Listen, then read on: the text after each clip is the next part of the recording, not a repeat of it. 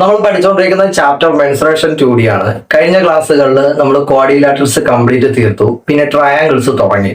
അതിൽ സ്കെലിയൻ ട്രയാങ്കിളും ഐസോസെലസ് ട്രയാങ്കിളും എന്താണെന്ന് നമ്മൾ പഠിച്ചു.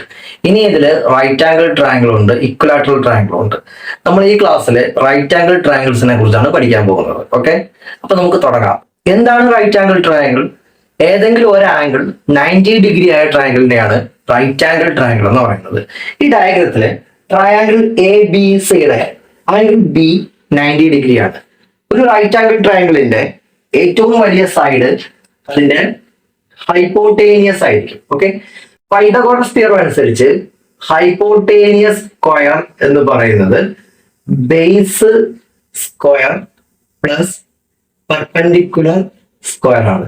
എന്ന് വെച്ചാൽ hypotenuse is equal to root base square plus perpendicular square എന്ന് പറയാനായിട്ട് പറ്റും. നമുക്ക് ഇതിനകത്ത് നിന്ന് ബേസ് കണ്ടുപിടിക്കാം. Base is equal to root hypotenuse square minus perpendicular square. Okay, അപ്പൊ പെർപെൻഡിക്കുലർ എന്താണ്? Perpendicular is equal to root hypotenuse square minus base square. Okay, ഇനി റൈറ്റ് ആംഗിൾ ട്രയാങ്കിളിന്റെ ഏരിയ നമുക്ക് എങ്ങനെ കണ്ടുപിടിക്കാം? ട്രയാങ്കിളിന്റെ area is equal to 1/2 BH ആണ്. Okay, ഇതിന്റെ പെരിമീറ്റർ എന്താണ്? പെരിമീറ്റർ കണ്ടുപിടിക്കാൻ എല്ലാ സൈഡും കൂടെ ഒന്ന് ആഡ് ചെയ്താൽ മതി. Perimeter is equal to perpendicular plus base plus hypotenuse. Okay, ഇനി ഈ ട്രയാങ്കിളില് ഈ ഹൈപ്പോട്ടേനിയസിലോട്ട് അതിന്റെ ഓപ്പോസിറ്റ് വേർട്ടക്സിൽ നിന്ന് ഒരു ലൈൻ വരയ്ക്കാം. അതായത് ബിയിൽ നിന്ന് ഹൈപ്പോട്ടേനിയസിലോട്ട് ഒരു ലൈൻ വരച്ചു. ഇത് വന്നിവിടെ ഇന്റർസെക്ട് ചെയ്യുന്ന പോയിന്റിനെ O എന്ന് വിളിച്ചു.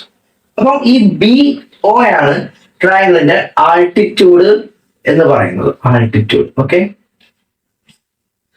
അപ്പൊ റൈറ്റ് ആംഗിൾ ട്രയാങ്കിളിന്റെ ആൾട്ടിറ്റ്യൂഡ് എങ്ങനെ കണ്ടുപിടിക്കാം?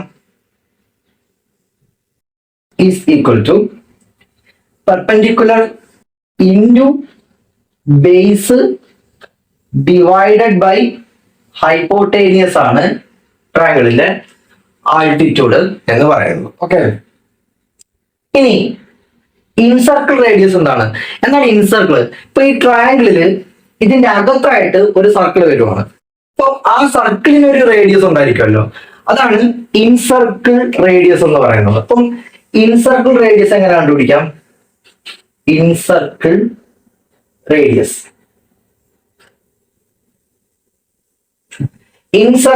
റേഡിയസ് എന്ന് പറയുന്നത് perpendicular plus base minus hypotenuse by 2 ആണ്.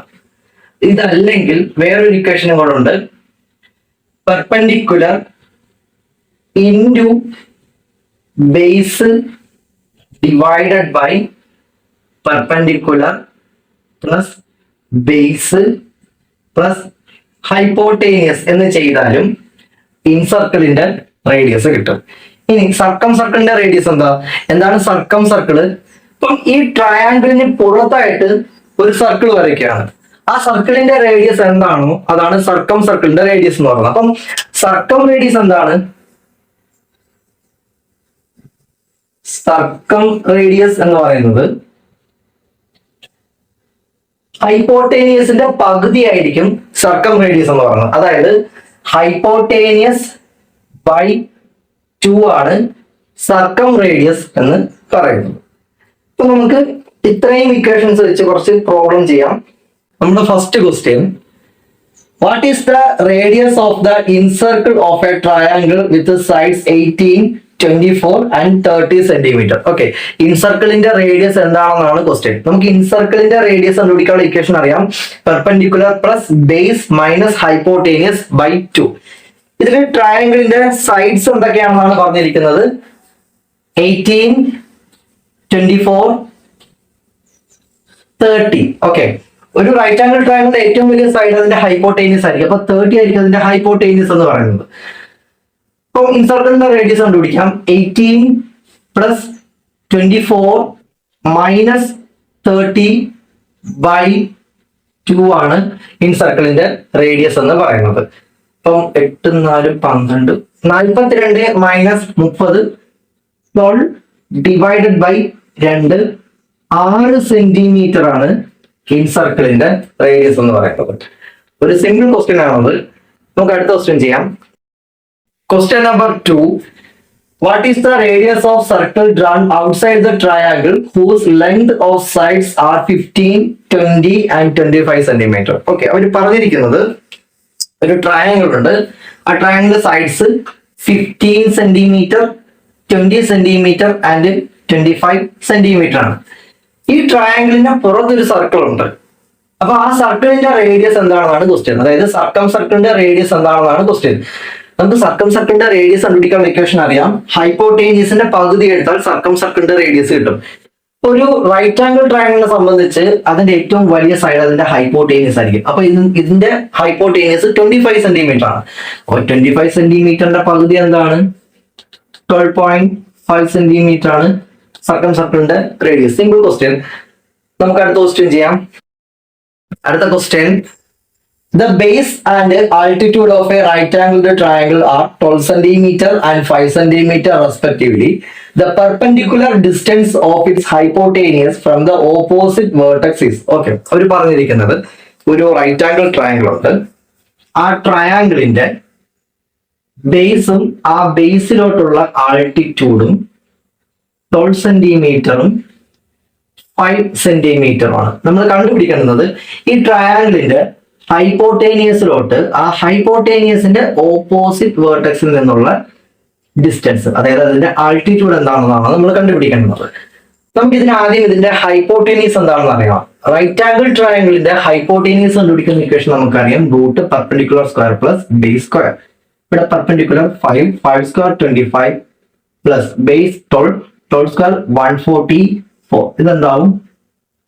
റൂട്ട് 169 എന്നാവും. റൂട്ട് 169 എന്ന് പറയുന്നത് 13 ആണ്. അപ്പം ഹൈപ്പോട്ടേനിയസ് 13 സെന്റിമീറ്റർ എന്ന് നമുക്ക് കിട്ടി. ഇനി ആൾട്ടിറ്റ്യൂഡ് കണ്ടുപിടിക്കുന്ന ഇക്വേഷൻ എന്താണ്? Perpendicular into base divided by hypotenuse. Perpendicular എന്ന് പറയുന്നത് 5 ആണ്, ബേസ് എന്ന് പറയുന്നത് 12 ആണ്, ഡിവൈഡഡ് ബൈ 13. 12 5 60 ബൈ 13. 13 5 65. അപ്പം 4 8 ബൈ 13. 4 8 ബൈ 13 ആണ് ഇതിന്റെ ആൾട്ടിറ്റ്യൂഡ് എന്ന് പറയുന്നത്, സെന്റിമീറ്റർ. ഓക്കെ. അപ്പൊ നമുക്ക് റൈറ്റ് ആംഗിൾ ട്രയാങ്കിളിൽ നിന്ന് ഇത്രയും ക്വസ്റ്റ്യൻ ചെയ്യാം. അടുത്ത ക്ലാസ്സിൽ നമുക്ക് ഈക്വൽ ആയിട്ടുള്ള ട്രയാങ്കിൾ ആയിട്ട് വരാം. അപ്പൊ നമുക്ക് അടുത്ത ക്ലാസ്സിൽ കാണാം. Thank you.